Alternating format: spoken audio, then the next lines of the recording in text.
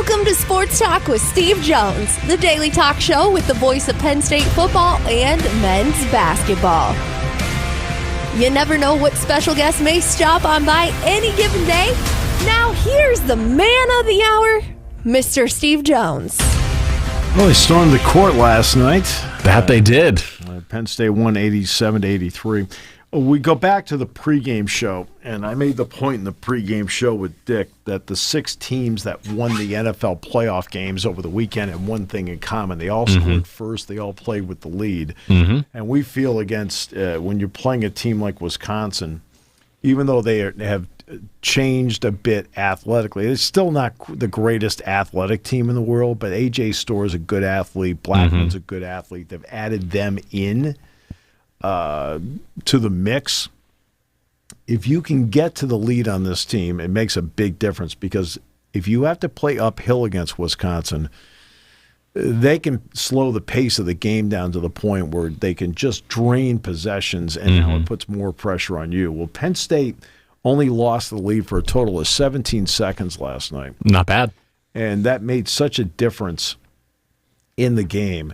And at the end, Wisconsin literally did all of its scoring in the last 5 minutes at the free throw line, with the exception of Storr throwing up the shot at the buzzer. The previous basket they made was at the 5:01 mark by Max Klesmit.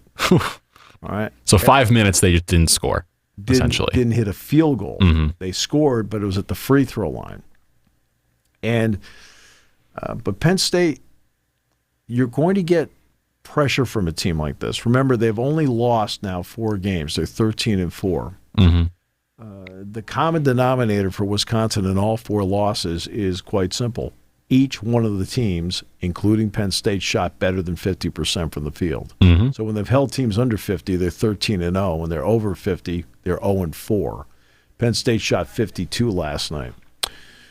Penn State hit threes last night. I was going to say that's the thing we haven't seen this team do. Zach Hicks, 3 for 6. That's big. But that's what he can do. See, that's the problem that with him is been maddening, because you know he can hit the shot. Okay, hit the shots. Right? There's no getting around that Ace Baldwin's ability to score makes a big difference when this team wins. Their last 2 wins have been over Michigan and Wisconsin. Ace had 25 against Michigan. He had 20 last night against Wisconsin. And Kanye Clary, for the most part, played an outstanding game. 27. Yeah, save for the end of the first half. He kind of played hero ball in that one. It's like, the play's supposed to go to Zach Hicks. Yeah. And Hicks was open, and he just kind of took it himself, like, no. But look, Demetrius Lilly stepped in, played really well. Nick Kern played hard again. You saw Nick.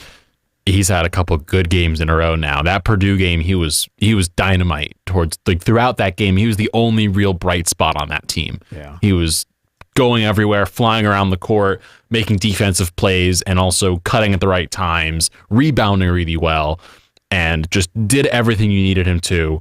And again, in this game, as you just said, he did all of that. He went 7 for 9 from the foul line, which is big, 4 for 7 from the field goals. Like, he had himself a really good, this was just an all-around good game for Penn State. Q had 4 blocks, which is major, especially the one at the end, which I know some people are saying, oh my God, it's a foul. How'd you not call it? He blocked the ball, let it go. But they all just generally played well. They did what they had to do, and they hit threes, as you said. The fact that you have Ace and Zach Hicks, who have been weirdly inconsistent this season from 3, going a combined 7 for 11, that's a winning combination. No question. And so they were able to withstand every time Wisconsin would go out, they'd hit a 3, Penn State would match it with a 3. They just did a great job of responding at every turn. And that made a huge difference. And that's something I want to ask you about. The response that Penn State has given throughout the season when some things have hit the wall poorly. Of course, in the Breslin Center, as we saw, they got hit in the mouth and fell over. And they couldn't get back up. Against Purdue, they were up 10-8. You felt really good about the game going forward. And then, as you said on the broadcast, the avalanche came. 27-2 all of a sudden, and Penn State just, as soon as that run started, had nothing left. Well, if it makes you feel better, Purdue went into Indiana last night and won. Absolutely smacked them. Yeah. I mean, that's the widest margin that Purdue has ever defeated Indiana by. 21. In Bloomington. And they had 51 points by halftime. Yeah. That's insane. Right. So sometimes, like, just the other guy is just really, really good. Zach Edey only had 33 points, 14 rebounds this game, though. So, disregard it. Didn't have 20 and 20. So why does it matter? But the point is, this is the game that when they got hit, they threw a punch back. Yep. And repeatedly. It wasn't just once. It was repeatedly. Because Wisconsin kept coming at them, because, look, they're really good. I mean, when your last loss is to Arizona, you have a 6-game winning streak, you're good. 5-0 in conference play. You're the only undefeated team in conference play to that point. And that's you're talking about a team with a good inside-out game, a couple of better athletes than they've ever had, playing a little different style than they have before. This is not the football and wood team that it used to be. They want to get the game up into the 70s, maybe even to the 80s. And, Mike told me yesterday, he says, I think we may have to get into the 80s to win this game. Wasn't wrong. It was 87-83. And they, again, forced 13 turnovers for a team that averages 9.8 a game. So they're a low turnover team. Ace Baldwin's averaging, 75 a game or something like that at this point? It seems that way. They had 8 more steals last night. Of the 13 turnovers, 8 were steals. Ace is averaging over his last 3 games, I believe, 5. I think is where he's at. He should be up to 59. I'm sorry. He should be up to 55 steals now. I think he had 4 last night. He had 8, he had 5, and then he had 4 last night. So he's sitting at 17 steals in 3 games, which is an unreal number to have. All right. So that is that's part of it.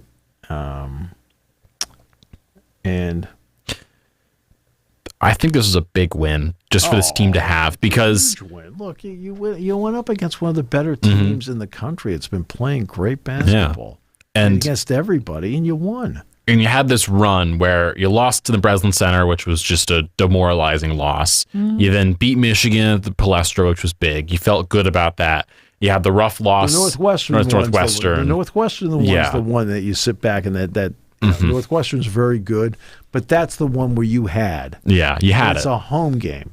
So I had said in the pregame show, I said, this is a game they need tonight, and then they need to find one on the road, which the next one is Ohio State. Because then that gets you back to the home and away. You've lost a home game, but if you can steal one on the road, now it gets you back to even. And they're sitting in this place now where they've got some winnable games coming up. Ohio State's a good team, but you've beaten them already this season. Minnesota's after that, then Rutgers, then Indiana. Those 4 games, if you can get 3 of the 4, let's say, because you've got Ohio State, Rutgers, and Indiana all on the road. Right. Let's say you win 3 of the 4. You get 2 wins on the road. Right. That's big.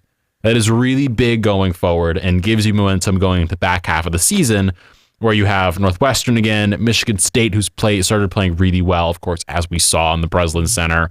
You've got Nebraska, who's a good team, Illinois, who's a good team, but the Terrence Shannon stuff is a whole other deal.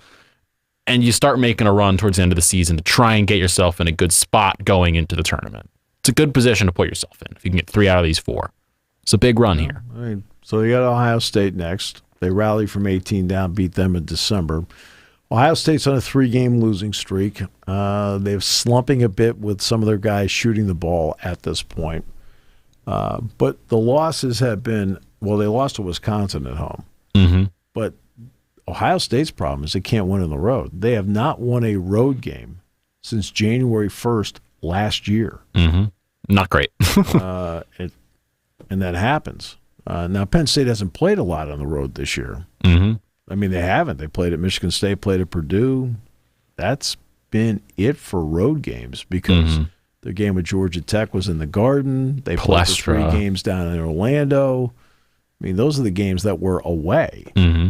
I mean, the Plush was a home game. Believe me, that was your crowd. Yeah. I mean, that was your crowd. In no uncertain terms was your crowd. But they've got, you said Ohio, they're going to Columbus, and then Minnesota's here after Minnesota's that. So here. They actually get the week off. Mm-hmm. There's no game in the middle of the week next week. Which is going to be a helpful thing for them to relax a little bit, stay here, and then Minnesota, and then Rutgers on the road, Indiana on the road, back home to Iowa, and then on the road to Northwestern, and then all of a sudden you get this stretch of just 4 games in 10 days, and it starts to get really into the weeds of the Big Ten play. Yeah, the Northwestern game, by the way, is one you're going to have to circle it. Games at 1 o'clock. Mm-hmm. That Super Bowl Sunday. Yeah. It's like, by the time we get back. Mm-hmm. But, great win last night.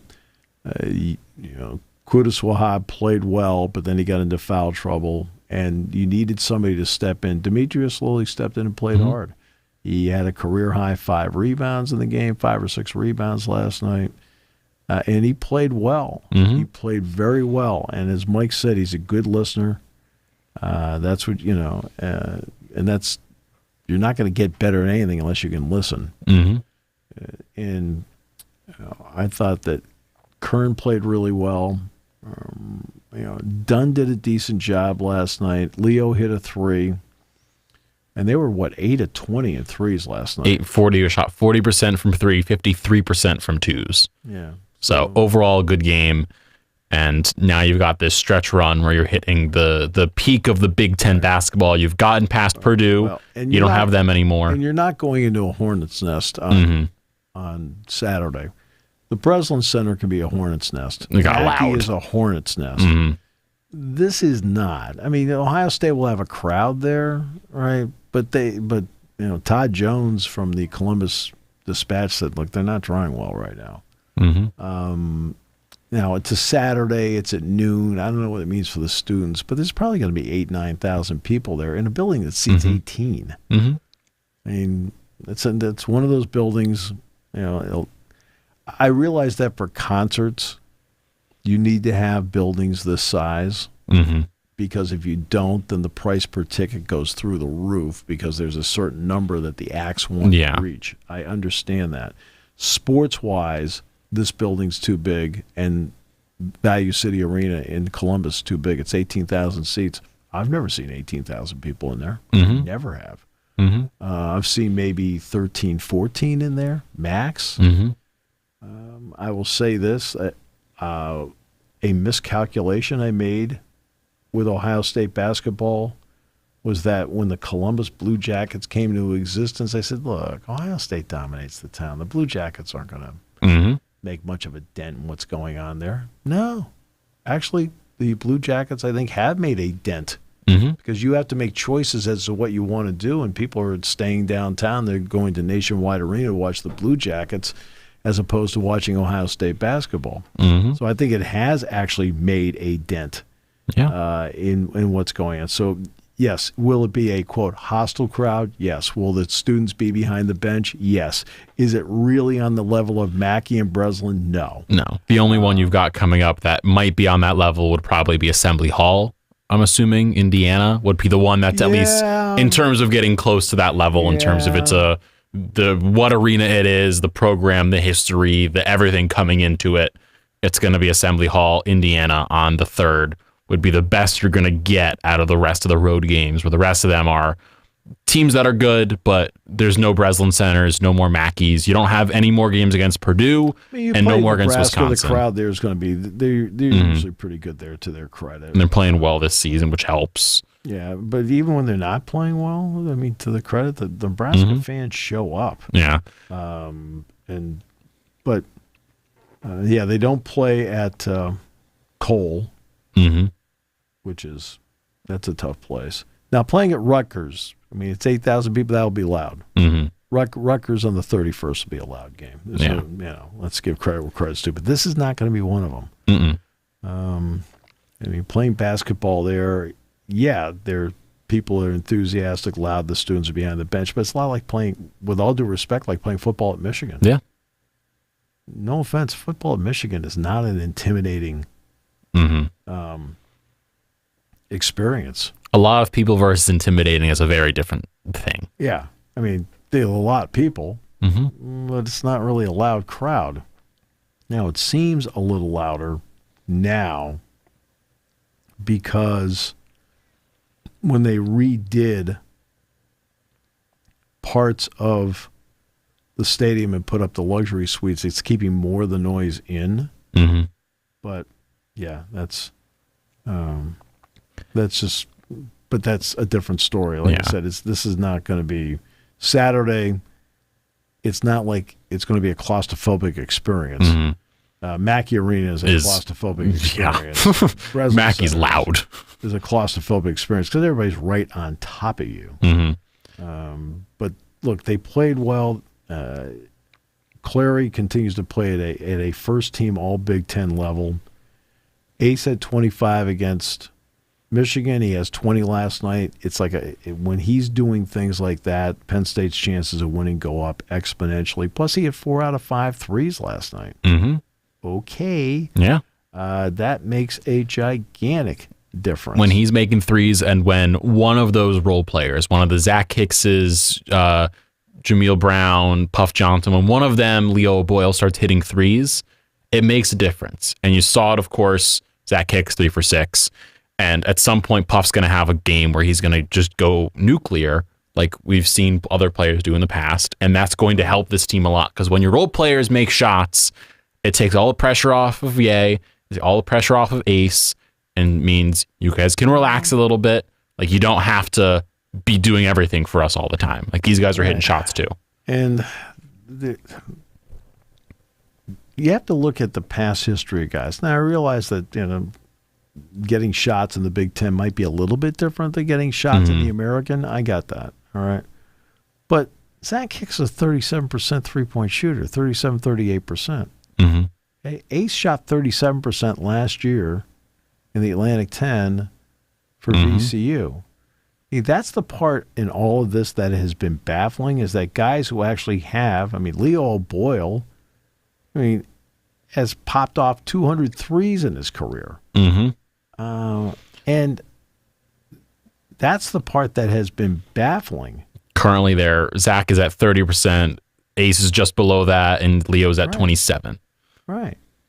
And that's the part that for everybody has been like, I know you can make these shots. This is, okay, you have a history. All right.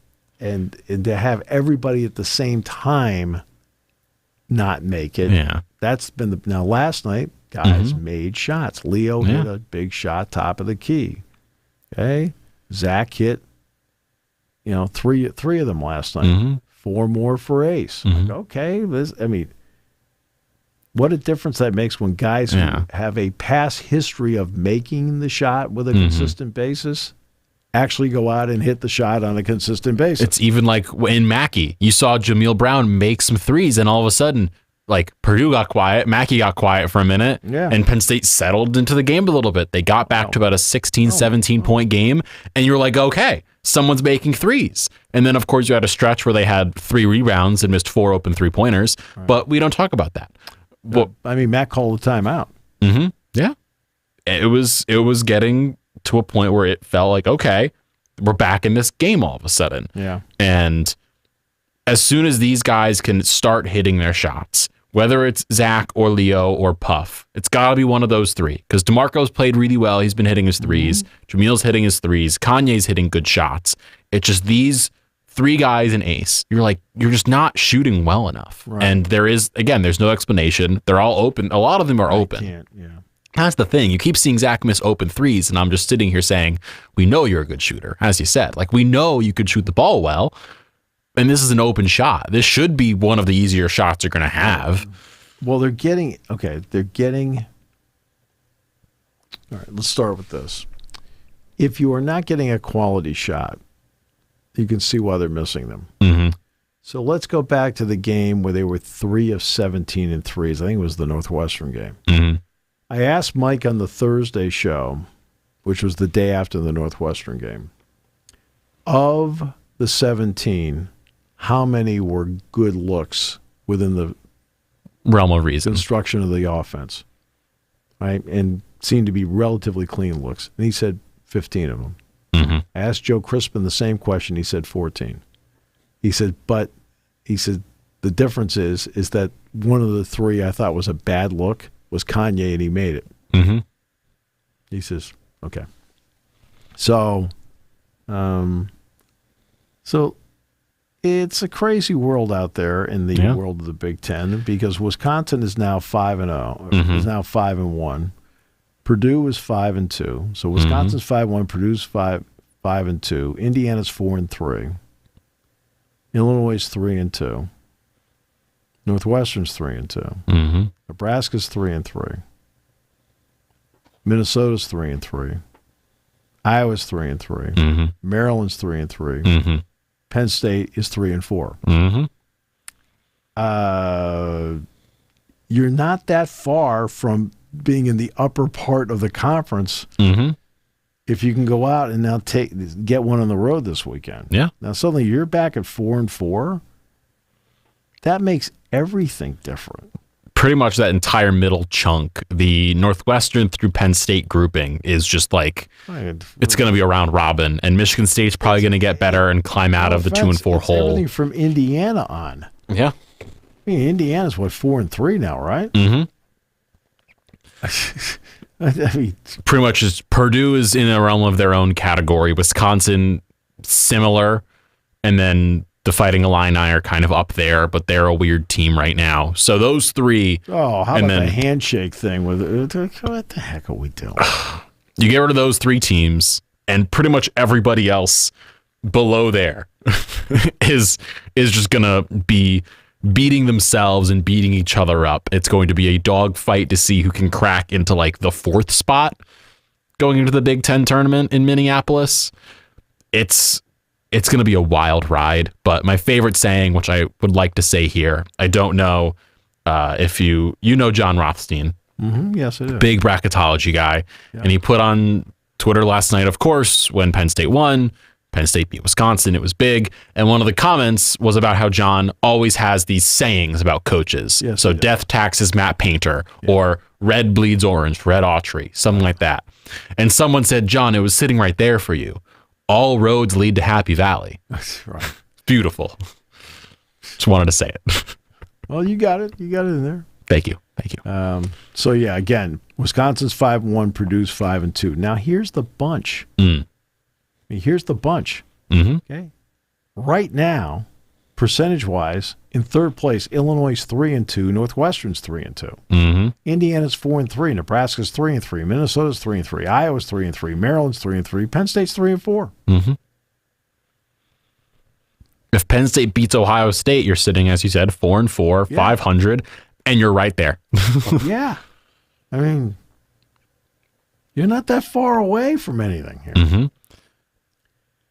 That's where the Northwestern thing is. That's bothersome because you had that game and then you were sitting at 4-3. You let it get away, and you didn't let the Michigan State game get away or the Purdue game get away. But geez, they.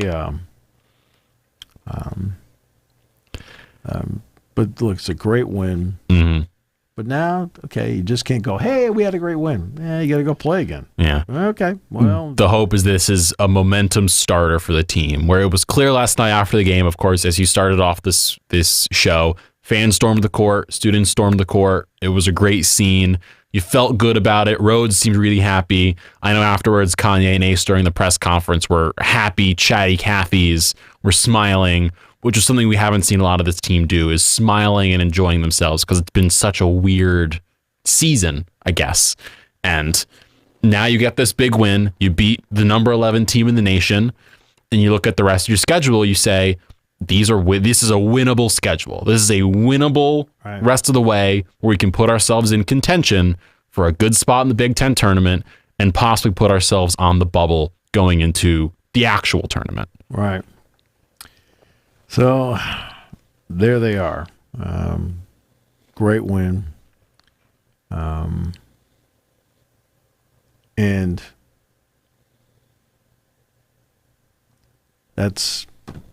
they needed that.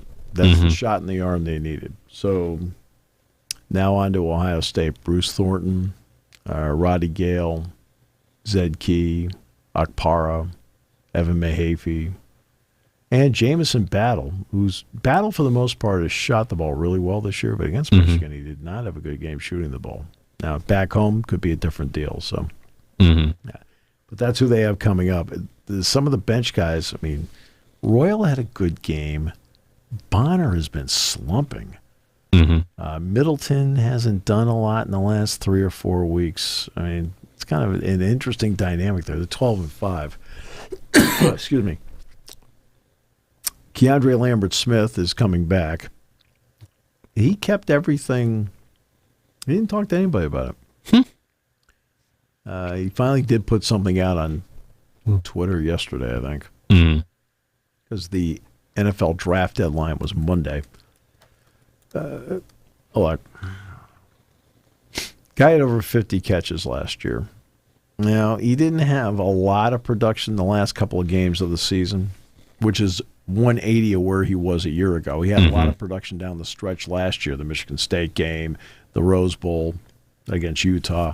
This time down the stretch, he was like, okay, where is he? But he's a talented player. Anybody who has over 50 catches college football, especially the point he was in the season, he can make plays for you. So I always ask this question so people at least have a perspective on it. Is Penn State better off going into the transfer portal or getting Devon Ellies back? Was Penn State better off going into the transfer portal or getting Akeem Beamon back? Is Penn State better going into the transfer portal or getting Nick Dawkins back?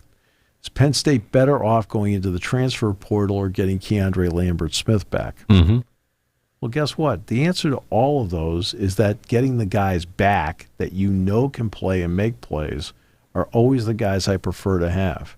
Right? That obviously Andy will put his own system in, but a lot of what Penn State's done before will be incorporated into what he does systematically. But now you have an opportunity with Keandre Lambert-Smith to be out there in the field at the same time with Julian Fleming. And they have to keep Harrison Wallace healthy. I mean, that was the issue all year. He just couldn't stay healthy. All right. And look, the spring he had was phenomenal, had a terrific preseason, and you could just see he was just really good. I mean, I remember Jack asked me at the end of spring practice last year, said, who's the best receiver? And I said, in the spring? And I said, Harrison Wallace. And he looked at me and goes, oh, he said, that's what Manny said. I said, should Manny be fired for thinking the same thing I do? He says, it's possible. But you could see it. Right? Well, Keandre Lambert-Smith is really good.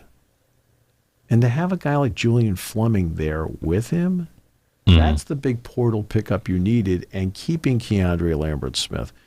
Look, there are certain guys that, for whatever reason, end up getting backhanded by a small segment of the fan base. Let's see, who would fall into that category? Let me think here. Oh, boy. No, I mean, there's like always like, oh, he can't do this, can't. Like Tyler Elsdon gets backhanded a lot. Dre does get backhanded a lot by people. Oh, he can't do this. Look at the other team. It's like, I think now multiple weapons out there, and let's see how Liam Clifford and Amari Evans and Caden Saunders develop. Let's see if Malik McLean can develop some consistency, because you're not going to play with 3. You got to play with 6 or 7 out there. But I feel Penn State's better off getting Keandre Lambert-Smith back than getting an entity out of the transfer portal that seems good, but we won't know until they get here. Julian Fleming, we saw him all the time. And Julian Fleming is an excellent player, receiver. Julian Fleming's a football player, as a wide receiver. and Harrison Walls. I'd rather go out there with guys I know, right, pro and con, and Keandre Lambert-Smith absolutely would be a guy. Like, I thought it was more important to keep him than to get somebody else. Mm-hmm. Getting Julian Fleming was the guy I felt they needed to get. They got him. Just like it was critical that Devon Ellies and Akeem Beamon said they were coming back. Penn State's better off with them coming back than going into the transfer portal. Doesn't mean you can't find somebody in the transfer portal like a Derek Tangelo, okay, who came in from Duke and was terrific, okay? It doesn't mean you can't find that guy. You can. But the idea that a Nick Dawkins is going to be back, right? Well, Nick can play center, right? Now you have your options. What do you want to do with Venga Ioane? What do you want to do with Sal Wormley? See, Sal's coming back.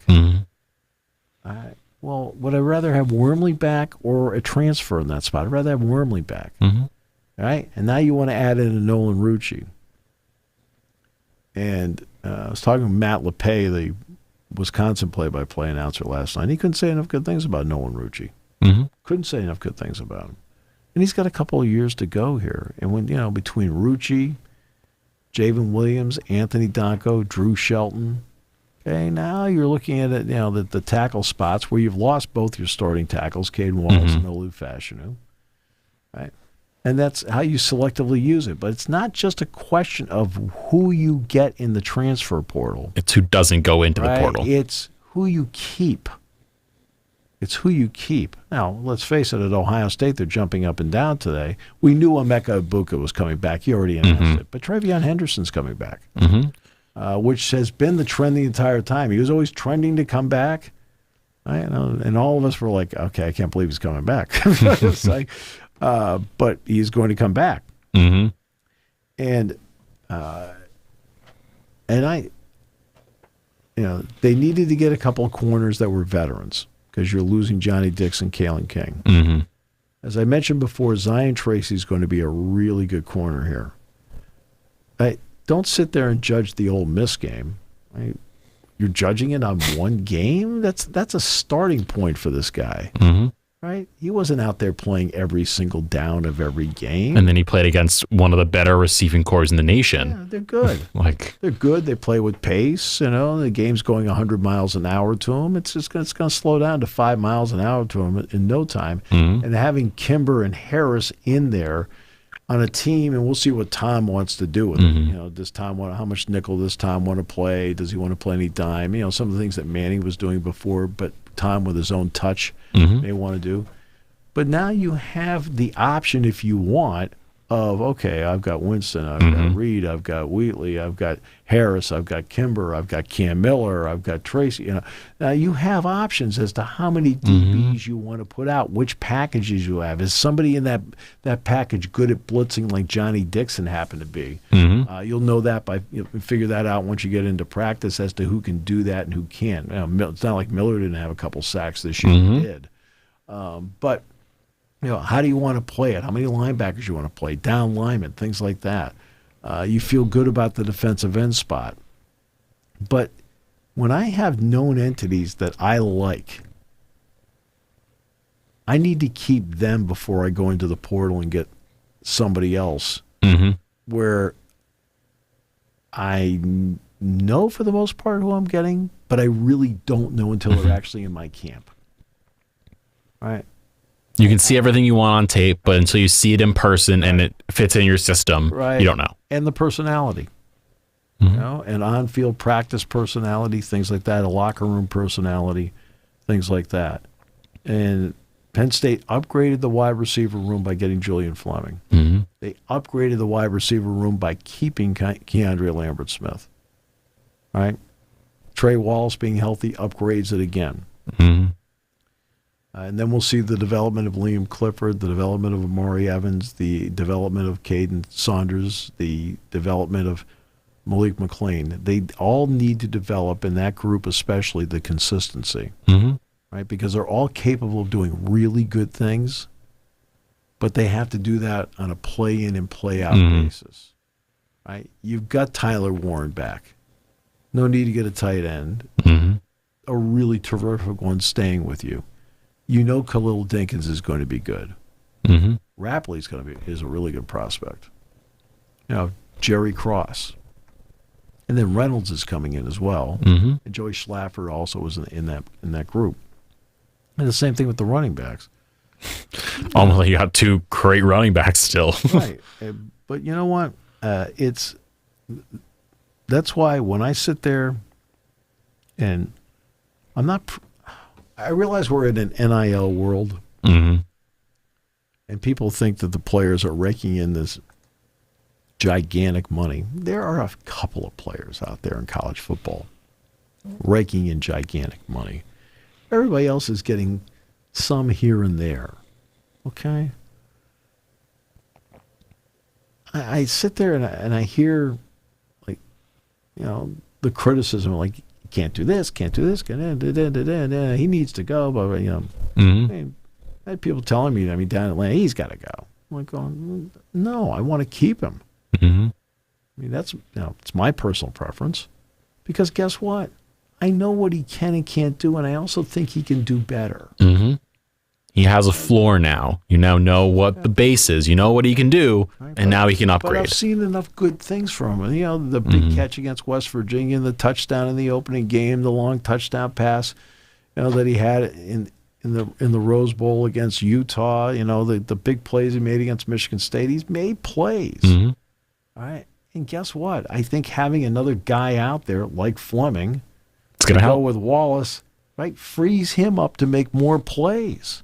He's going to get singled up more. He's going to get singled up more because he's got other people around him, which will allow him to operate. I'd rather have him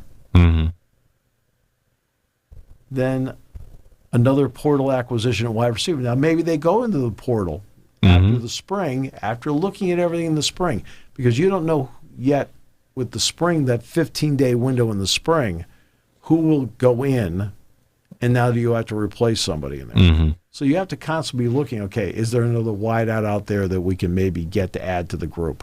Okay, I'm fine with that.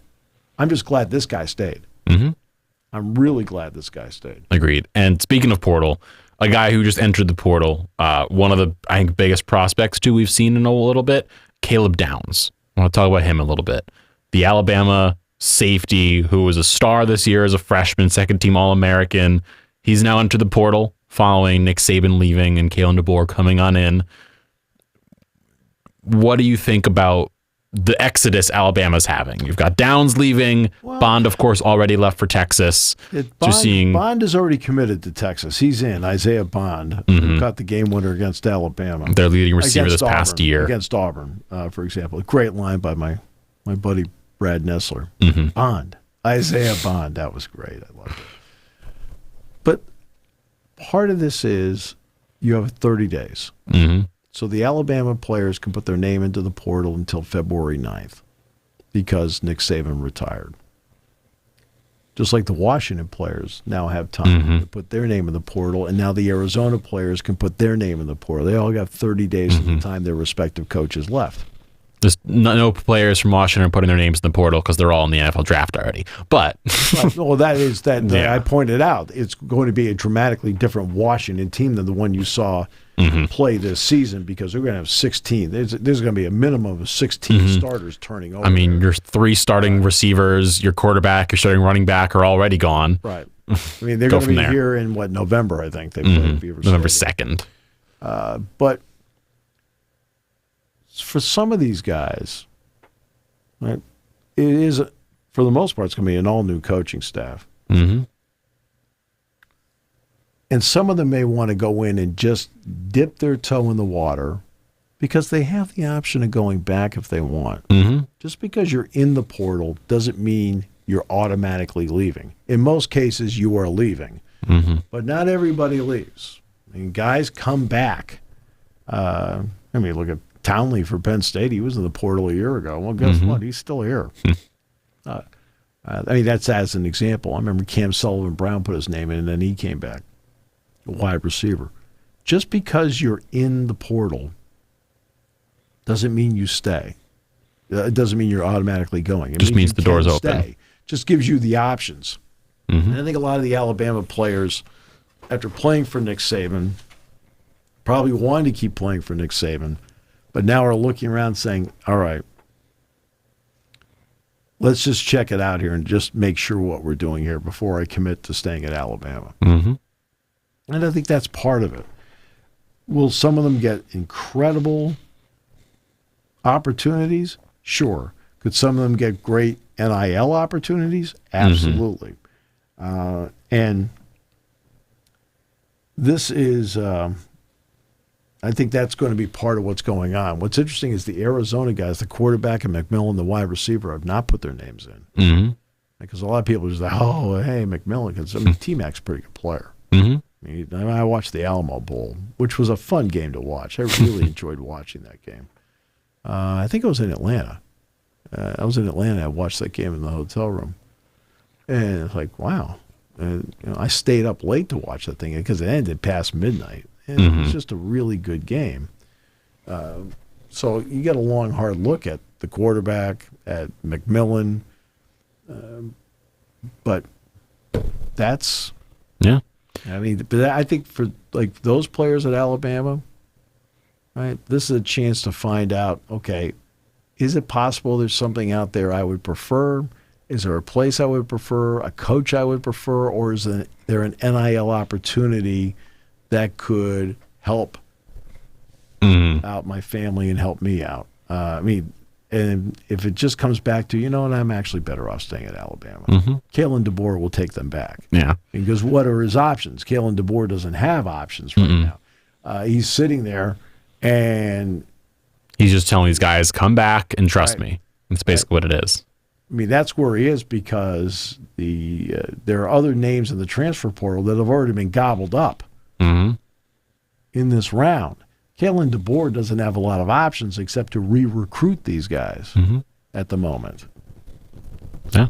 Unless he wants to go after the Arizona and Washington players. And the last part of the portal to discuss, I guess, would be a guy who entered the portal but has been denied his 6th year of eligibility, Talia Tagovailoa. He entered, he tried going in with a reinstatement for 1 year due to his first year at Alabama where he played pretty much 2 snaps at Duke, 2 at Mississippi State. He didn't do a lot. He played 5 games, though. Played 5 games, and he got a strong letter from Nick Saban and others from Alabama saying, we support him. Right, and the reason that they claim he played the 5th game was to honor his brother Tua, who had hurt his hip in that game against, I think, was it Texas A&M, Ole Miss, one of the two. Yeah. And that's why they did it. But the bottom line is he played 5 games, which is beyond the limit, and it was 2019. And I'm trying to think when the 4-game rule came in. So he was like beyond. He was beyond it. And so he is now declaring for the draft, essentially, in terms of he can't come back. Well, why? This is the reason why he wanted to come back for a 6th year. His current draft grade is 3rd day. He was hoping by coming back for a year with somebody, he could improve it to 2nd day. Completely understand that. And, and I know Maryland helped him out with the paperwork, everything like that. That's fine. Letters were written. Nick Saban wrote a strongly worded letter on his behalf. Same thing with Mike Loxley. But the bottom line is that they had the COVID year, which he played. In fact, that's the one time that they were able to come in here. He played a great game here. But they were looking for a 6th year. Well, again, because he played the 5 games, and I know it's a couple plays here and there. That's one of the things that that is the responsibility of a coaching staff, is to track how many games guys get in. And it's something that Jack and I look at all the time because we're not only looking at the guys that are like, hey, they got Jamel Lyons at a defensive end. Okay, great. It's like, which freshmen are on special teams? Because guess what? That counts. And you're trying to keep them to 4 or under if you can. Well, Alabama didn't, and then he ended up transferring anyway. And whether it was a tribute to Tua or not, then he shouldn't have played in the Western Carolina game at the end of the year. Mm-hmm. I mean, that's the game that put him over the top. They put him in the Western Carolina game, and in fact, for a lot of snaps in that game. Mm-hmm. He had more than just a couple snaps in that game. He had, to be exact, he was 2 or 3 passing in that game. 22 snaps against Western Carolina. Right. Like, okay. And that was the 5th game. Mm-hmm. See, that's the issue. That was the 5th game. Yeah. All right. And that's where the NCAA is looking around going, well, in the 5th game, it wasn't like you brought him in to kneel it down. He played. Mm-hmm. They're trying to say, but against Duke and Mississippi State, he played 2 apiece, and that was pretty much nothing. Well, it's like Jackson Smollett got into 1 game this year, and that's it. He got into 1 game. But it's their responsibility to look around and say, you know what? Yeah, you know that Western Carolina game is at the end of the year, the next to last game, right? So you know it's there. Well, I mean, was anybody in that staff like sitting back and saying, you know what, we got to hold Tua back a little, or hold Talia back a little bit. That way we can play him in that game as the 4th game and still preserve his year. And they didn't do it. Mm-hmm. Right. So part of it is they slightly, as a staff, slightly mismanaged his situation. Mm-hmm. And the last player in terms of leaving their level, leaving their place, is Jason Kelce. He today went on his New Heights podcast with him and Travis, his brother, and they talked about how Jason said, I talked to the guys after the game in the locker room following their loss to the Bucs. He said, I have not made an announcement or a decision. I'm undecided at this time what my next step is going to be. I don't know if he'll be back or if I will retire. He said, I don't know. And if I do make an announcement, it will be at some point in the future, but I'll make it in a more graceful manner, either direction I go in. So Shefty jumped the gun. Other people jumped the gun. We don't know. He could leave, but he also couldn't. Well, he may have told his teammates, and the teammates told, I mean, very well may have said it to them. Yeah. He went on and said in the podcast, he was like, I told them that I have respect for every one of them, and like, they're not done playing, so don't think this is your last game in the NFL, essentially. He kind of was like, this loss happened, but move forward. Keep going. Well, they're going to have to, he'll have to make a decision. Father Time is undefeated. He made, quote, more mistakes this year than he has the last 5 combined. But he's still better than most pretty of the much guys out everyone there. else. You'll have Eagles fans saying, he's a first ballot Hall of Famer. No, he is not a first ballot Hall of Famer. Okay, here's the reason why. It's not that I don't think he'll be in the Hall of Fame. He will be in the Hall of Fame. But the voters can only select 5 players. It's the idea of a few years ago, it's like, do you want him or Calvin Johnson? It's like Calvin Johnson's going to get in ahead of him, but you can only pick 5. So he may be on the ballot like his 3rd or 4th year, and then finally he'll definitely get into the final 15. He'll definitely get into the 15 group, but only 5 are going to be taken. It's just going to take a couple of years to kind of weed through other big names that are out there before it gets to him. I mean, look how long it took Jerome Bettis to get in, right? Because it's just takes time when you're only allowed a maximum of 5. Which is still ridiculous to me, but to each their own at this point in time. And we'll be back tomorrow. A lot more to discuss tomorrow. A lot of things happening over the next day or two. So we'll be back. More Sports Talk with Steve Jones coming up tomorrow, January 18th. Thank you for listening to Sports Talk with Steve Jones, a 7 Mountain Media production. Come back at 11 every weekday for analysis of the latest happening in the sports landscape.